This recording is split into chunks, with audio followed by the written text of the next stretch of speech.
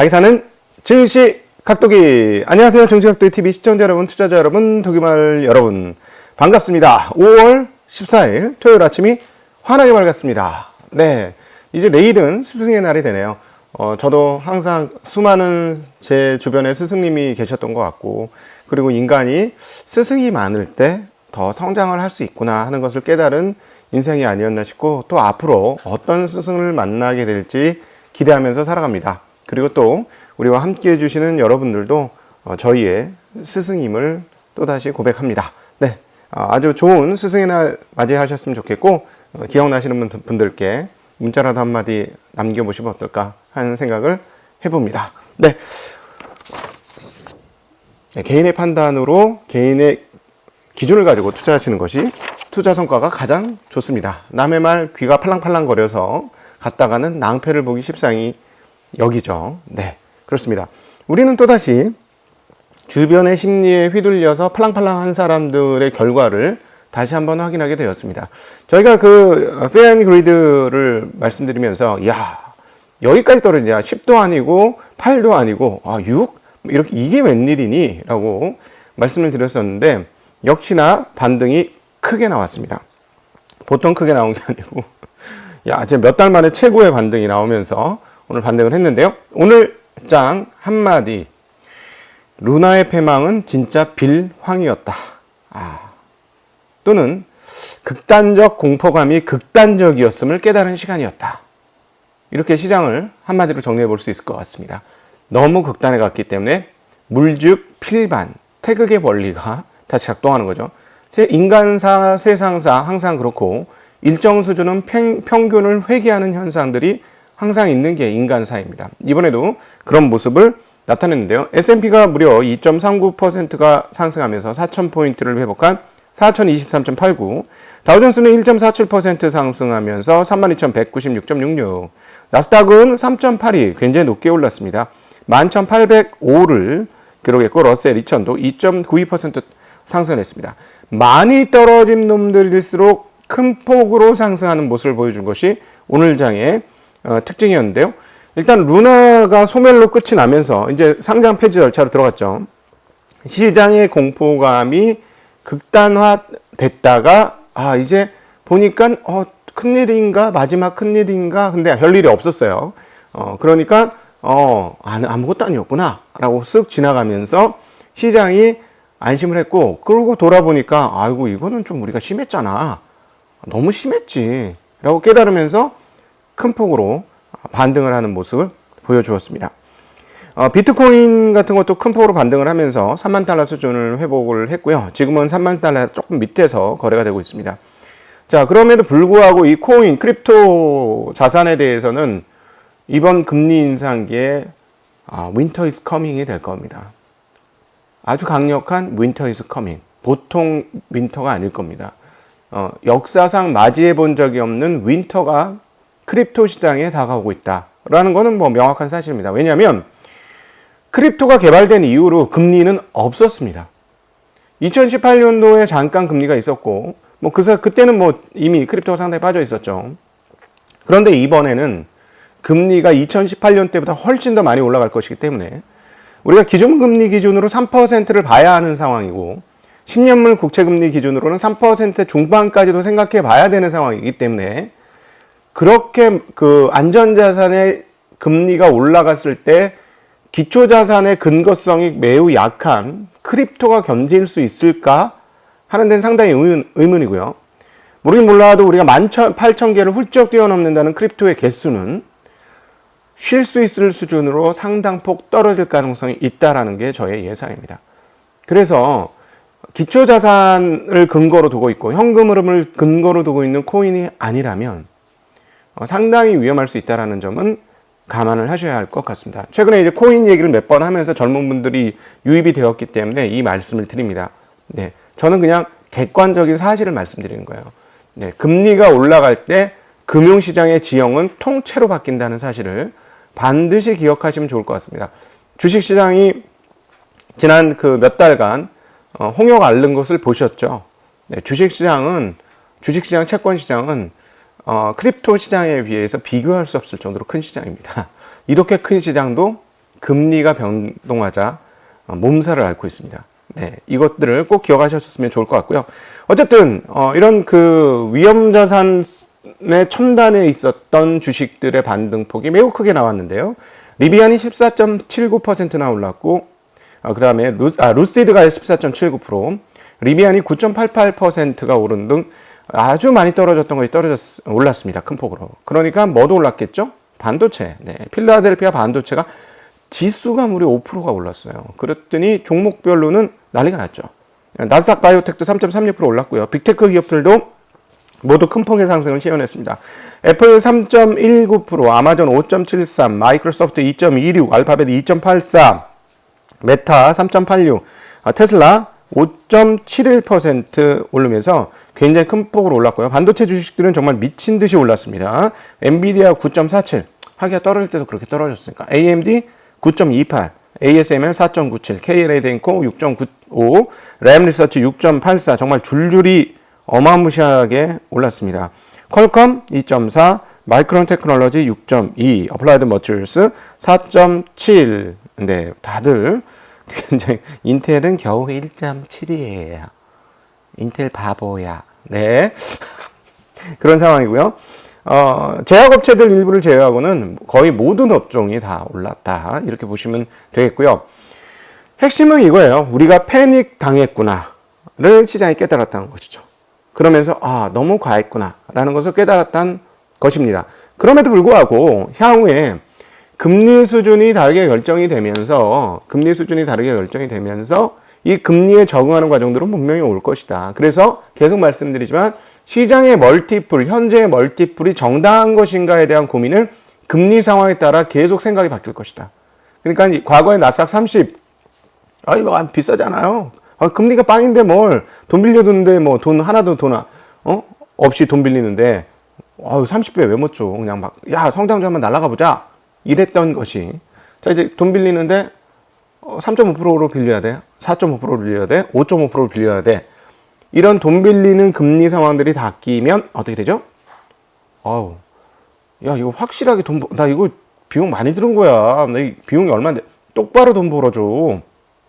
이런 기업들에게만 매수세가 유지될 가능성이 돈을 똑바로 벌어주는 회사만 그럴 가능성이 높고 돈을 못 벌어주는 회사들에 대한 투자 철회 가능성은 상당히 높습니다. 오늘도 그런 일이 일부 있었는데요. 조금 이따 말씀드리겠습니다만 어쨌든 시장이 패닉했다는 사실은 어디에서도 드러나냐면 오늘 연합인포맥스에서 재미난 지수를 하나 저희한테 소개했습니다.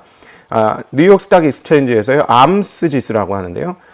TRIN이라는 암스 인덱스가 있습니다. 이게 0.41%까지 하락했고요. 나스닥 암스 지수는 0.313%까지 떨어졌다고 합니다. 이게 뭐냐면 상승 종목 대 하락 종목의 거래량 비율이에요. 근데 1이면 상승 종목 대 하락 종목의 거래량 비율이 그냥 중립, 5대5예요. 중립인데 같다는 건데 이게 떨어지면 하락 종목이 엄청나게 많아진다는 거죠. 이게 떨어진다면. 반대로 올라가면 상승 종목이 엄청나게 많다는 그런 얘기가 되는데요.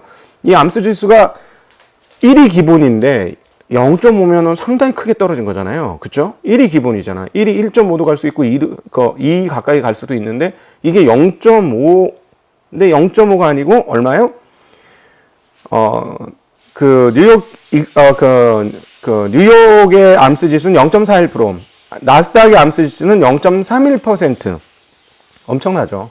0.31이라니. 그러니까 아주 패닉에 빠졌다라는 걸, 시장이, 패닉에 빠졌었고, 그걸 이제 인지했다라는 거고요. S&P 500 지수는 5월 4일 이후로 최고 상승률을 보여줬고, 나스닥은 2020년 11월 이후 최고 상승률을 보여줬습니다. 그만큼 큰 폭의 상승률이었고요.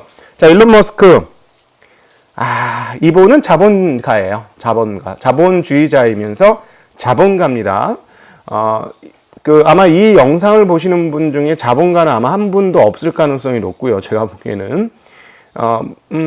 자산가 분들은 꽤 계시겠죠. 전문가 분들도 꽤 계실 것이고, 그 다음에 부르주아 분들도 꽤 되실 거고요. 뿌띠 부르주아는 엄청 많을 것이고요. 프롤레타리아도 엄청나게 많을 겁니다. 계급적으로 따져본다면. 근데 이분은 자본가죠. 네, 자본가죠. 세상을 뒤엎을 수 있는 수준의 자본가입니다. 이 자본가가 가짜 스팸 계정 수가 사용자의 5% 미만이라는 추산 근거가 트위터에 나와야 한다. 가짜 계정이 얼마나 많은지 더 많은 정보가 없으면 인수를 일시 보류하겠다. 라고 엿을 매기셨습니다. 트위터 9% 폭락을 했습니다. 네. 저는 이거 코인하고도 조금 연결되어 있을 것 같아요. 왜냐하면 코인 시장이 드디어 금리가 올라가면서 굉장히 어려움을 겪게 되자 이분이 만들려고 하는 코인에 의한 생태계가 원하는 대로 안 이루어질 가능성이 상당히 있습니다. 제가 보기엔 그렇습니다. 그래서 코인이 굉장히 어려울 거고요. 생존이 왜 이렇게 생각하면 웹 3.0 개념을 실전에서 이렇게 실현하는 게 보통 어려운 일이 아니에요. 사람이라는 게 그렇게 호혜적이고 항상 선한 의지만 가득하느냐? 아닙니다. 제가 보기에는 인간은 욕망하는 존재라는 거.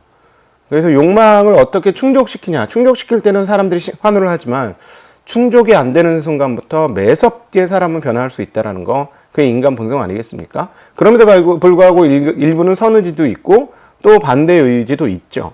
근데 이 선의지를 잘 모아서 끌고 가야 되는 게 웹 3.0이에요. 예, 근데 그거 쉽지 않습니다. 제가 그거를 몬드라곤이라든가 이런 그 참여형 기업들에 대한 자료를 읽어보고 이거 정말 힘들구나라는 걸 깨닫고 차라리 그냥 주식시장이 흐름이 자본주의 시스템에선 더 잘 돌아갈 수밖에 없겠구나라는 깨달음을 아주 예전에 가졌던 적이 있어요. 또 딴소리가 안 돼. 토요일이라. 죄송합니다. 죄송해요. 근데 일론 머스크는 자본가고요. 그 자본가 입장에서 웹 3.0을 받아들이진 않을 거예요. 근데 예를 들어 웹 2.0에서 약간 새로운 버전, 웹 2.0 알파 이런 걸 하는데 또 다른 왕국을 만들고 싶었을 가능성이 높습니다. 근데 트윗을 통해서 분명히 할 가능성이 보였거든요. 제가 보기에는 이 트위터 계정이 크립토 시장을 활성화하는데 가장 좋은 계정입니다. 제가 보기에는. 근데 그거를 이렇게 인수를 안 하게 됐다는 건 지금 표면적 이유는 가짜와 스팸 계정자 수가 사용자 5% 미만이라는 추산근거가 나와야 된다고 했는데 지금 와서 보니까 너무 비싼 가격을 준 것 같은 생각도 좀 들고요. 그 다음에 덕분에 이거를 이용해서 주식을 잘 팔으셨죠. 제가 계속 자본가라고 얘기하고 주식의 달인이라고 얘기하는 거예요. 그건 언제부터 우리가 이분의 역사를 보면 알죠. 주식을 다 잘 팔아서 주식으로 자금 조달을 잘해서 새로운 사업을 잘 일으키신 분이에요. 그러니까 선수예요. 특별히 매도에는 선수죠. 그러니까 이분은 자본가지 무슨 호혜 사업가는 아니라는 점을 꼭 주주들이 알으셨으면 저는 좋겠습니다. 그거는 꼭 기억을 하셨으면 좋겠고요. 그러니까 이분이 파실 때는 저 개인적인 생각입니다만 참 놀랍다.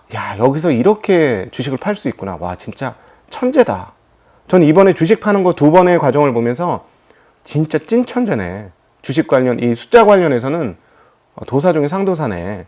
이런 생각을 했습니다. 어떻게 그 많은 물량을 어떻게 그렇게 시장에 충격을 거의 1도 안 주면서 비난도 하나도 안 받으면서 대주주가 자기 주식을 팔고 훌훌히 떠날 수 있느냐. 떠난 건 아니죠. 있죠. 죄송합니다. 네. 놀라울 뿐이에요. 네.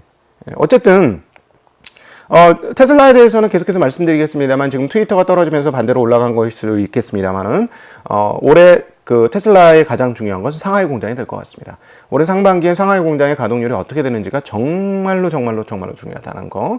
지금 물류가 제대로 풀리지 않는 상황인 것으로 전해지는데요.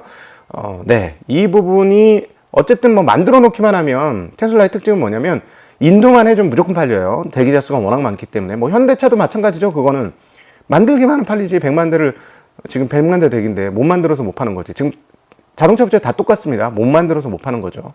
만들기만 하면 팔리는데 지금 일반 내연기관 업체들이 겪는 일을 지금 테슬라가 겪기 시작했다라는 거예요. 그래서 이 부분이 풀리면 괜찮을 거예요. 인도는 언제든지 할 수 있는데 그래서 그 사이에 많이 만들어 놓고 못 팔아 그냥 쟁겨 놓던 게 물류가 풀려가지고 빵 팔 수 있으면 전혀 문제가 되지 않을 수도 있어요. 이미 문제는 좀 됐으니까 주가에 반영은 됐으니까. 그런데 실제로 5월달, 6월달 넘어서까지도 중국의 제로 코로나 정책이 테슬라 공장의 셧다운을 일으키게 된다면 또는 적체를 일으키게 된다면 연간 기준으로 생산 인도 대수가 줄 수밖에 없습니다. 확실히 줍니다. 2달 정도 쉬면은 전년 대비 느는 폭이 확 줄어요. 그러면 성장률 감소는 주가에는 좀 영향을 미치는 중요한 포인트라는 거. 왜냐하면 우상향한다는 게 그냥 기정사실로 정해져서 가격 프라이싱을 했는데 이게 이렇게 꼬부라져요. 계속 그랬죠. 성장률이 떨어지거나 경쟁이 치열해지거나 이런 것들은 주가의 치명타예요. 그래서 근데 지금 일단 뭐 반영이 됐죠. 20% 넘게 한 30% 빠졌으니까 최근에만도 한 25% 정도 빠졌으니까 오늘 반등을 크게 했음에도 불구하고 네 어쨌든 그거는 기억하셔야 될 것 같습니다. 한국 분들이 투자를 많이 했기 때문에 말씀드리는 거고요. 자, 원자재 대체적으로 강세를 냈습니다. WTI 110달러 돌파했고요. 3주 연속 상승했습니다. 구리 1.5% 상승, 니켈은 1.5% 하락, 알루미늄 3.2% 상승, 팔레오돔은 3.1% 상승했습니다.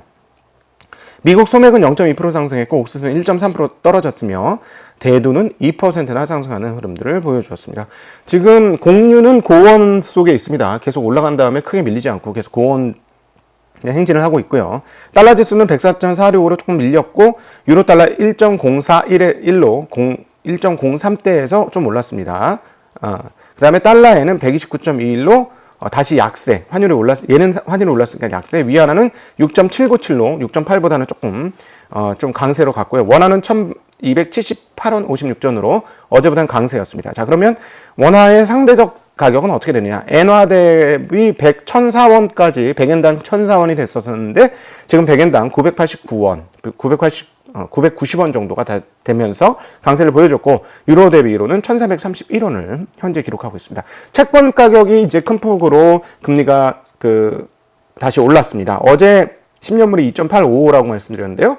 지금은 2.928로 한 8bp, 거의 8bp 가까이 금리가 올랐습니다. 그리고 2년물은 2.579에서 2.588로 올랐고 30년물은 3.02에서 3.088로 올랐고 5년물은 2.838에서 2.874로 이것도 올랐습니다. 3개월물도 0.962에서 0.988로 올랐습니다. 자, 금리가 올랐습니다. 자, 이것과 관련된 중요한 발언들이 있었고요. 자, 굉장히 중요한 발언, 이제 오늘 방송에서 가장 중요한 발언들을 여러분에게 드리도록 하겠죠. 어제 오후장에서 우리 쪽집게가 이야기를 했습니다. 파월이 이제 실토를 했다. 예, 실토를 했습니다. 이실직고를 진행을 했죠. 우리가 연착륙을 할 수 있느냐가 문제인데 이는 사실상 우리가 통제할 수 없는 요인에 달려 있을 수 있다. 지정학적 사건과 공급망 병목 형상이 그것이다. 연착륙에 도달할 수 있는 길이 있을 것으로 생각한다. 약간의 고통이 있을 것이다. 미국 경제가 심각한 경기 하강은 피할 수 있을 것으로 믿는다. 네. 자, 이거 정리해보면 연착륙이 매우 쉽지 않은 것이라고 발언을 했고 연준의 기준금리는 그동안에 저희가 그때 FOMC 회의하고 나서부터 계속 말씀을 드렸습니다만 연준의 금리는 수요를 잡는 데는 효과적으로 작용할 거예요. 그러니까 미국 사회에서 발생하는 고용, 그 다음에 임금 상승 이런 문제들은 금리를 인상하면서 꺾을 수 있습니다. 그러나 미국이 꺾을 수 없는 문제는 공급망 적체, 전쟁으로 인한 공급망 적체, 코로나로 인한 공급망 적체.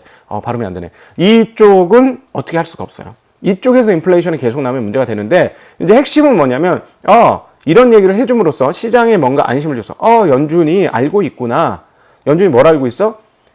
연착륙 호언장담했지만 쉽지 않다는 걸 알고 있구나. 라고 됐죠.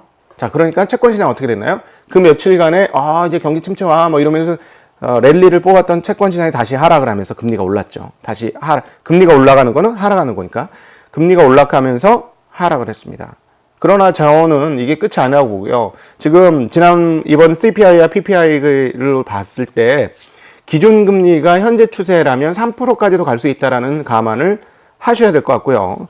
기준금리가 3%를 돌파하는 상황이라면 10년물 금리는 3.5에서 4% 사이 어딘가를 분명히 갈 가능성이 높다라고 생각할 수 있죠. 자, 그러니까 채권 시장이 거기에 대한 인지를 다시 했습니다. 그렇기 때문에 채권 가격이 떨어지게 된 것이다.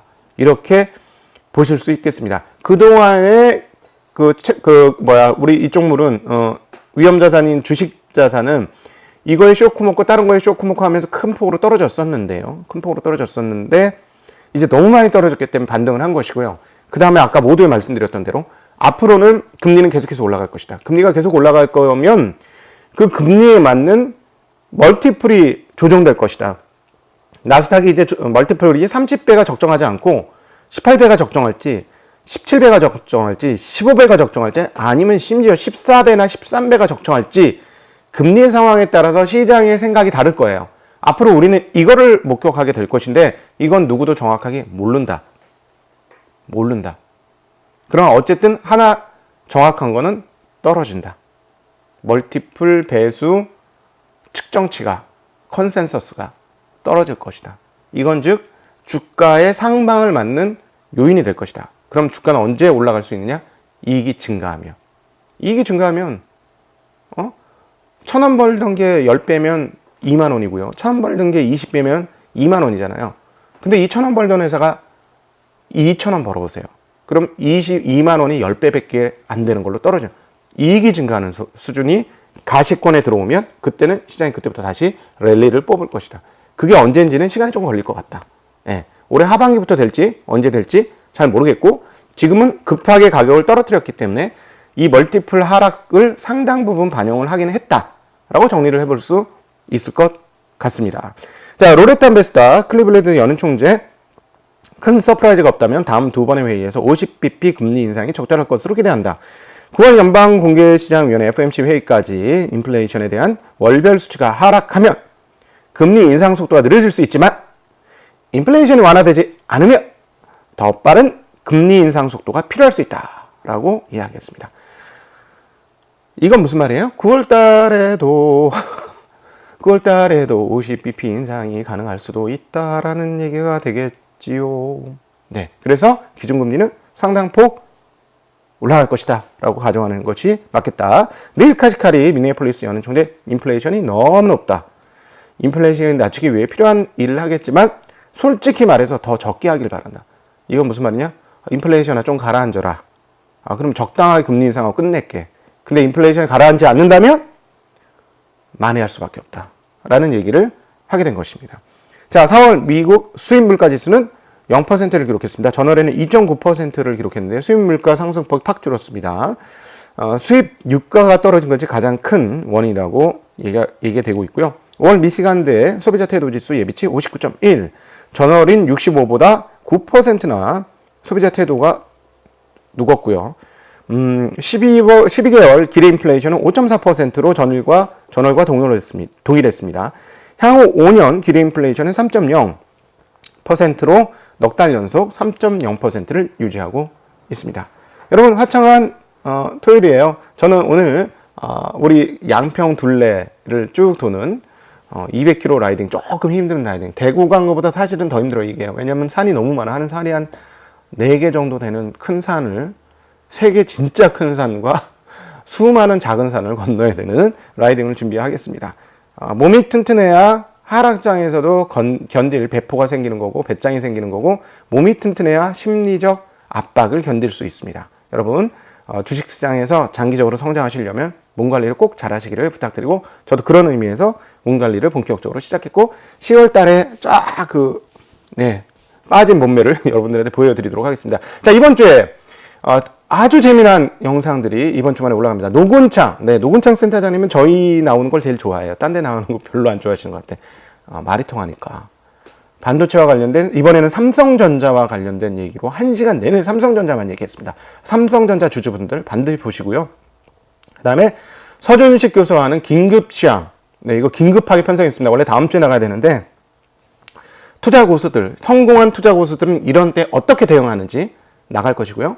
그 다음에 이제 그 중국 문제 심각한데, 중국 문제에 대해서 가장 좀 객관적이고 학적으로 말씀해 주신 전병소 교수님과 함께하는 컨설팅 브릿지, 그리고 반도체 이야기 전인성 작가와의 인텔 관련된 이야기, 그 다음에 독일 책방. 자, 2번의 그 실패를 하고 3번 만에 제대로 찍어서 여러분한테 올립니다. 1100페이지짜리. 읽으시려면 읽으세요. 재밌어요. 근데 1100페이지짜리 문 앞에 야만인들 1100페이지짜리를 못 읽으시겠다면 독일 책방에서 보시면 되겠습니다. 자, 이번 주도 활기찬 주말 보내시고요. 다음 주 월요일 날 뵙도록 하겠습니다. 안녕.